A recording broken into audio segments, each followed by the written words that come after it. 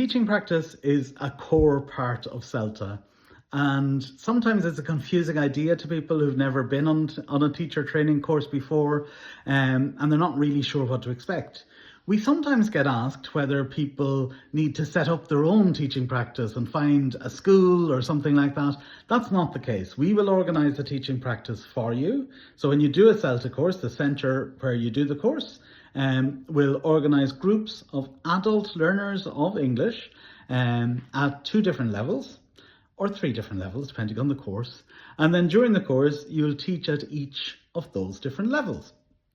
The classes won't be very big. You're not going to be teaching groups of 30 or 40 students. It'll probably be more like something like 10 to 12 students, and probably in quite an informal setting because it's teaching adults. Some people in their minds, they picture a class of teenagers being naughty, throwing things around the room, and it really isn't anything like that.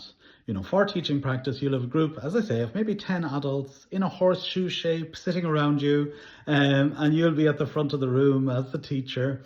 And at the back of the room, you'll have your tutor and some of your colleagues from the course observing so that you can chat about the lesson afterwards. It's all very collegiate.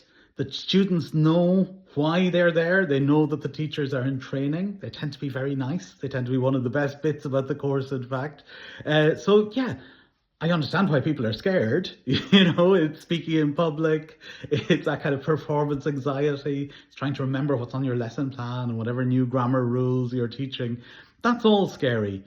But you should know that it is a group experience, that everyone does feel the same, and that everyone's there to help you. And everyone wants you to succeed.